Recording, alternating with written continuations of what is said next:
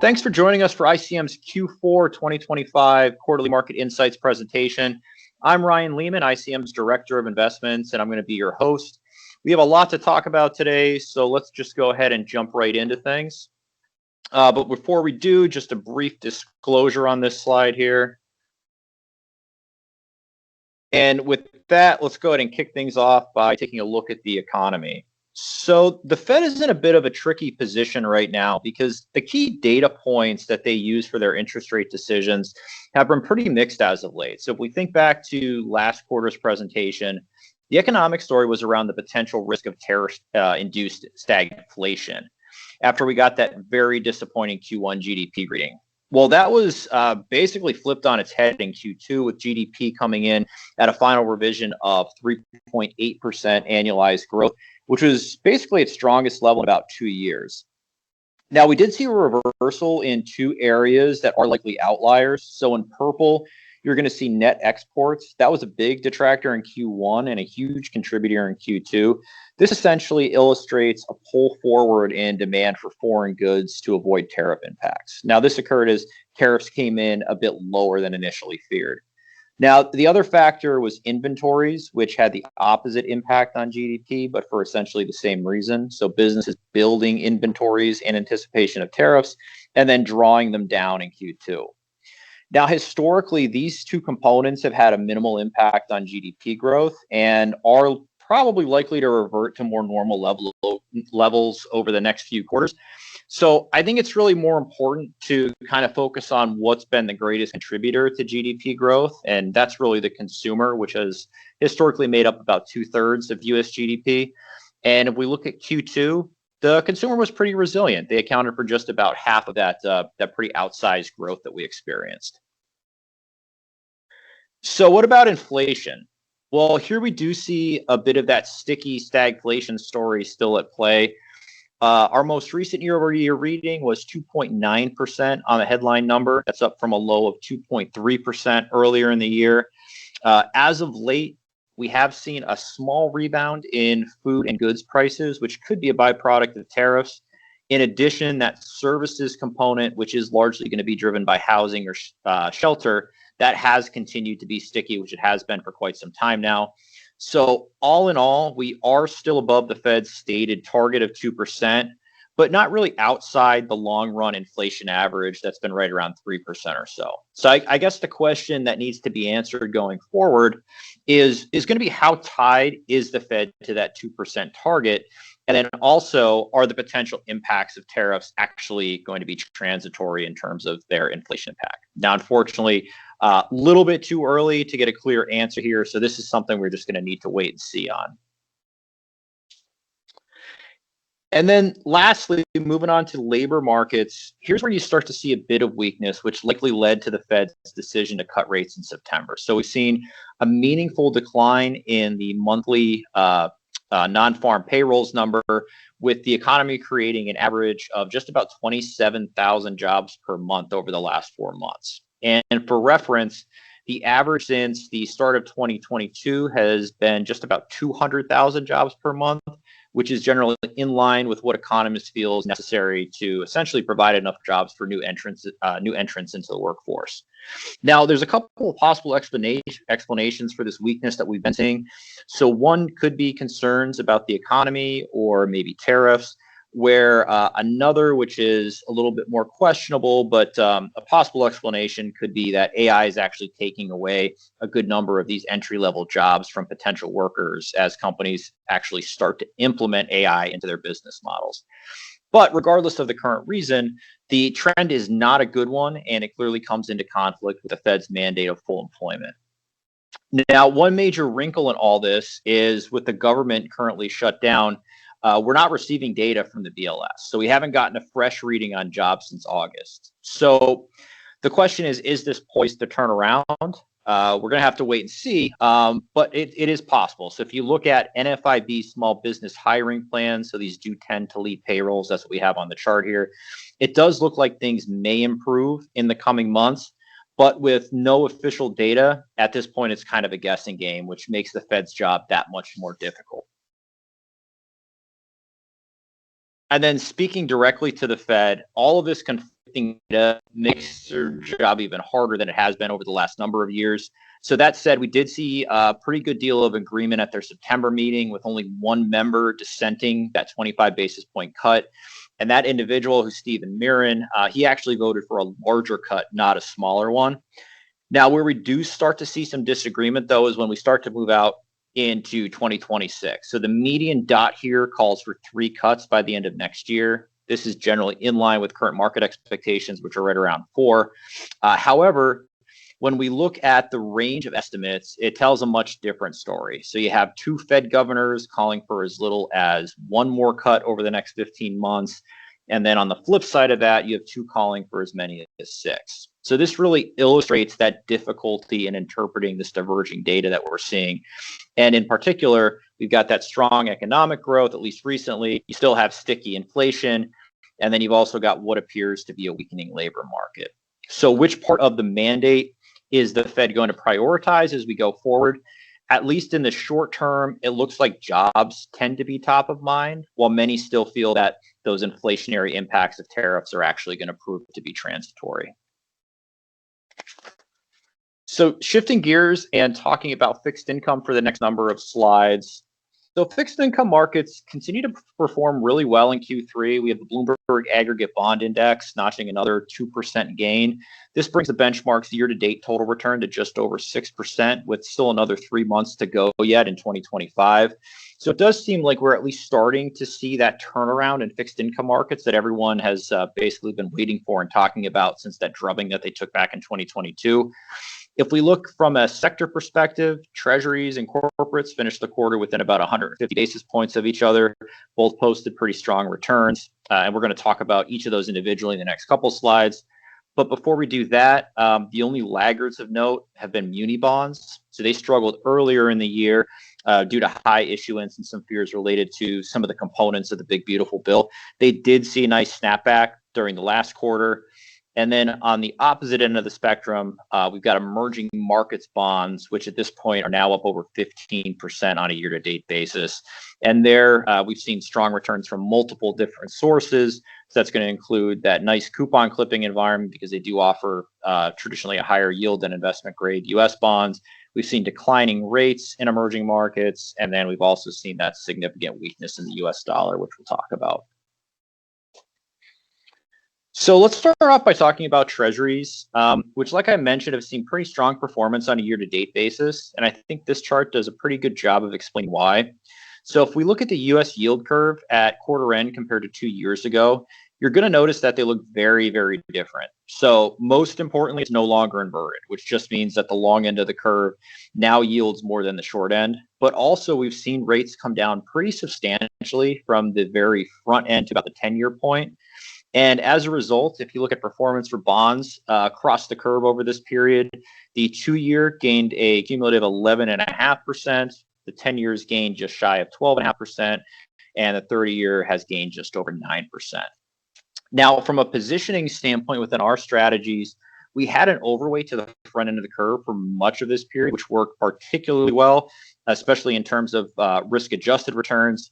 However, now with the curve now getting back to a more normal shape, we have taken that trade off and have become more neutral versus the index. And if we think about the reasons why, historically, when the curve has been normally shaped, longer dated bonds have outperformed the short end. For starters, you're now getting a higher yield as you step out in terms of maturity. And then second, you should see a greater benefit from that extra duration should we hit a period of economic uncertainty in the future. And I think this chart does a pretty good job of illustrating that last point that I made. So here what we're looking at is the long-term correlation between stocks and intermediate-term treasuries. And what you're going to see in 2022 is that correlation spiked up to 0.6, which basically implies that stock and bond returns are moving pretty much in lockstep. And to put that into context, it's not like that hasn't happened in the past, but over the long term, the correlation between these assets has been just about 0, which implies that the two complement each other well and do help to diversify a portfolio. Now, if we look out over the last 12 months, that correlation has ticked down to around negative 0.35. And what this implies is that as equity markets have declined over this period, bonds have likely done well, and vice versa. And we saw this on pretty much full display earlier in the year. So, kind of just to sum up here, this was a bit of a long-winded way of saying for those investors that have hit out in short-term bonds over the last few years, you likely did very well, and that was a pretty good decision. But today, it looks like an opportune time to start thinking about adding some duration back to your portfolio. Now, on the flip side of that, one area of the market where we would advise investors to approach with caution is going to be credit markets. So investment grade and high yield corporates have done exceptionally well over the last couple of years. They've benefited from attractive yields and declining credit spreads. However, with equity markets trading at pretty lofty levels and the VIX in the mid-teens at quarter end, corporate credit spreads have moved into some of their tightest levels basically in history. So here we're just looking at the investment grade side of the market, and we've got just over 20 years of spread data. And what you're going to find is that the long-term average is 144 basis points over treasuries. At quarter end, we were at just 72 basis points over treasuries, and that level actually corresponds to the tightest levels we've seen in about 2 decades. So what this means from a risk return standpoint is that risk here is clearly skewed to the downside because spreads have little, if any, room to compress further from here. So this essentially caps your upside at a coupon clipping environment with pretty significant risk to the downside. So just for the sake of a simple example, so the Bloomberg Corporate Index currently yields around 4.8%, and it's got a duration of around 7 years. So if spreads moved out just to the historic average over the next 12 months, you're looking at an essentially flat return. But if they move out just 200 basis points, which is not unheard of in times of market stress, you're looking at potential losses in the 9 to 10% range. So taking all of this into account, this is another change that we made to our fixed income portion of our ETF strategies. So we've essentially cut our corporate exposure in half, which was relatively high coming out of the COVID pandemic, and then more neutral over the last few years. But with spreads so tight today, we're at what is essentially our lowest weight to corporate bonds in pretty recent memory. And then just to wrap up fixed income with emerging markets bonds, which are one of the few areas outside of core bonds that actually do look attractive today. So they've experienced some pretty outsized performance this year after a really difficult Q4 last year. And despite rising by more than 15% on a year-to-date basis, we do still feel that there's some room to run here. And there's really two reasons for that. So first, while spreads might not look overly attractive versus U.S. bonds, with a yield on the index of around 6%, you're still earning a healthy premium over the U.S. Ag Bond Index as well as U.S. Treasuries. And then in addition, a key contributor to performance this year has been weakness in the U.S. dollar. But despite that weakness, we do still view the dollar as pretty meaningfully overvalued versus the basket of EM currencies. And we currently think there's a possibility that that'll contribute around 2% to returns over the next market cycle. So stack these two components on top of one another, and you're looking at potential annualized returns over, say, the next 6 years of about 8% compared to expectations of about 4 to 5% for U.S. investment grade bonds. So that wraps up fixed income. So let's go ahead and talk about equity markets for a bit. So equity markets continue their march higher in Q3. This is really buoyed by a strong earnings season and then optimism over those upcoming rate cuts. The S&P 500, it ended the quarter with a more than 8% gain, now higher by about 15% for the year. And while this might not sound that impressive, given what we've seen out of the S&P over the last number of years, we just need to think back to mid-April when the index was actually down roughly 15% and pretty close to bear market territory from its high earlier in the year.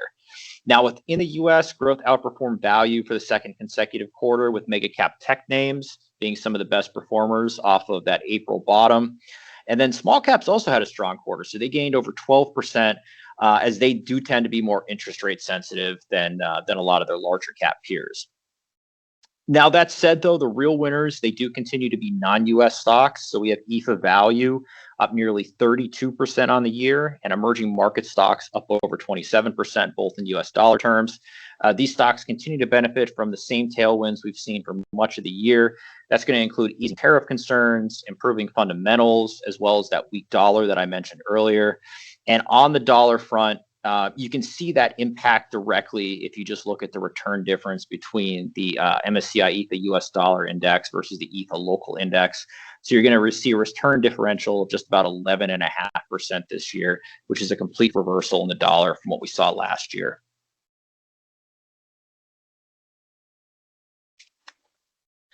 So starting off our conversation here with just broad U.S. equities, so valuations and concentration risk are still a pretty meaningful concern. Just looking at a simple CAPE ratio on the S&P 500, that's currently around 38 times. And to put that in context, we were around 44 times at its peak back in 1999. So we aren't there yet, but clearly stretched from a historical perspective. Now, on the concentration front, we've mentioned many times our concerns around the Magnificent Seven and the fact that they account for such a disproportionate amount of the index. Well, I think this slide just looks at that through a slightly different lens. So here we're looking at the top name in the US market over the last 25 years, and then the corresponding PE ratio of that name. And what you'll see first is that leadership has changed pretty dramatically throughout time.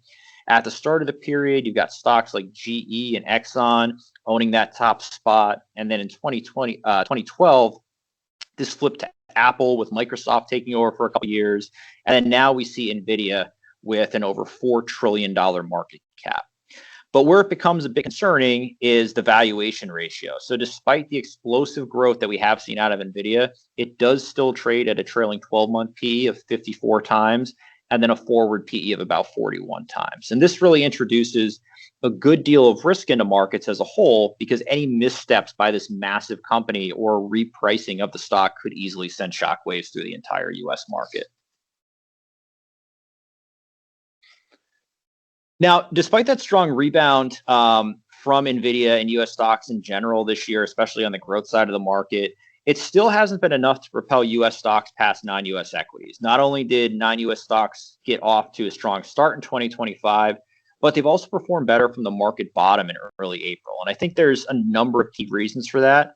So first is the valuation story. So non-U.S. equities came into the year trading at substantial discounts to U.S. markets, which is still the case, and we'll see that in a moment.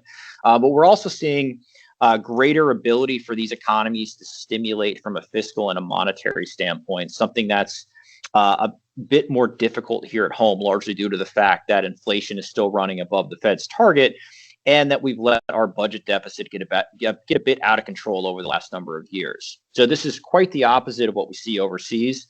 And then in addition to that, these fiscal concerns and easing worries about tariffs have put a good deal of pressure on the dollar.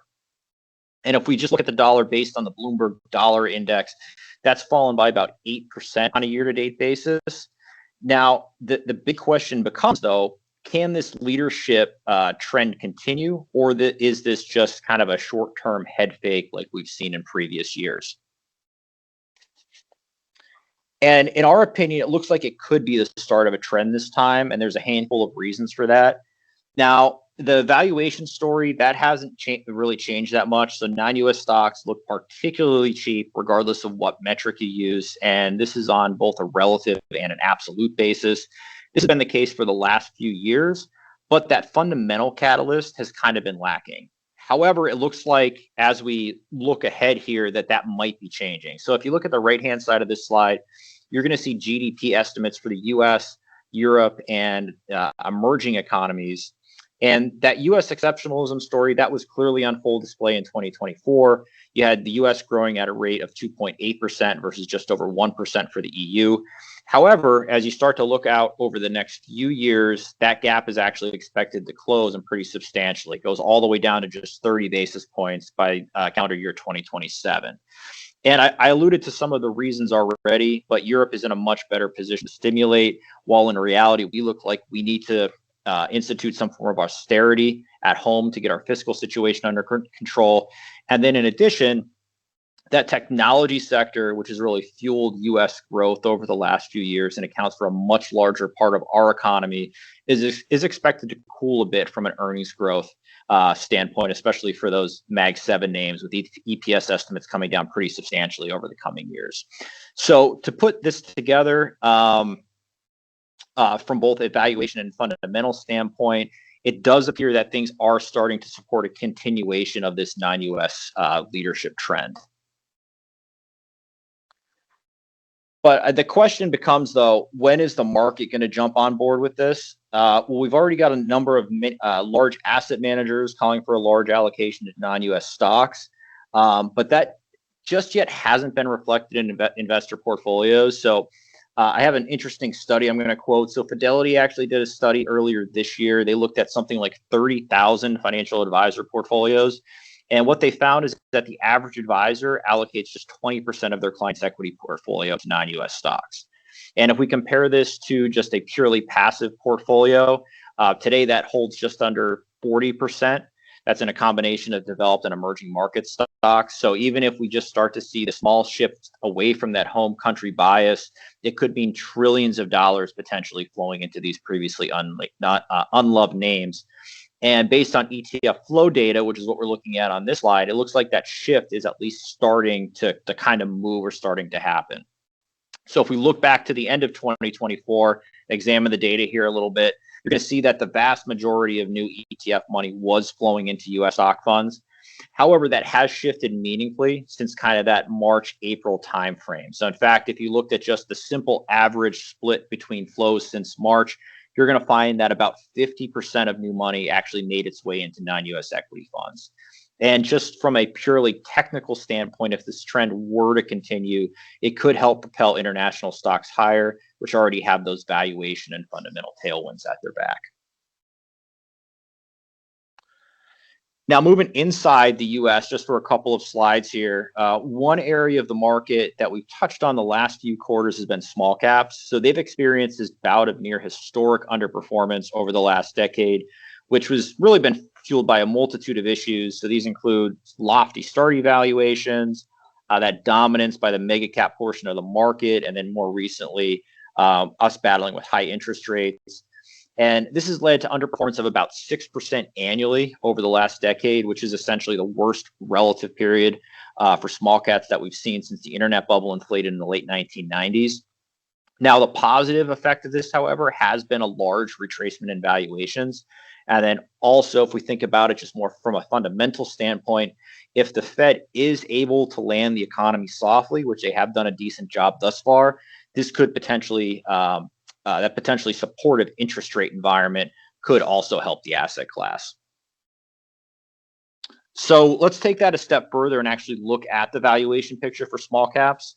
So here we're using the 10-year CAPE ratio. You can clearly see relative valuations have pretty much collapsed from their peak back in 2011, leading us to kind of where we are today, which is just about one standard deviation cheap versus large caps, placing small caps at one of their most attractive valuation levels in about the last 20 years. Now, when we think about small caps from a risk return standpoint, they are what's known as a risk premium. So this simply means that over the long term, investors should be compensated with higher returns for taking on that extra level of risk that they're presenting. Now, the way that we interpret this, and it's held up historically, is that you want to own small caps in an environment where they're inexpensive or fairly valued, but you want to avoid them like any other asset class when they're expensive. And that's what you see in this chart on the right. So for the majority of the time when small caps are within that valuation range of about 0.5 sigma expensive or cheaper, they have tended to outperform over the next decade. The only outlier, and I have that boxed in red, so this is that period that corresponds with the kind of that inflating of the technology bubble back in the late 1990s, which, as we all know, was not rational market behavior. Now, from where we sit today, we are clearly in that cheap quadrant of the scatter plot, and essentially what this indicates is you got that potential to experience outsized returns from here relative to large caps, all assuming, of course, that the current AI mania doesn't actually morph itself into a full-blown speculative bubble. So taking all this into account, within the last quarter, our investment team did decide to increase our allocation to small caps across all of our tactical strategies. And just for a point of reference, this is an asset class that we've been underweight for the better part of the last decade.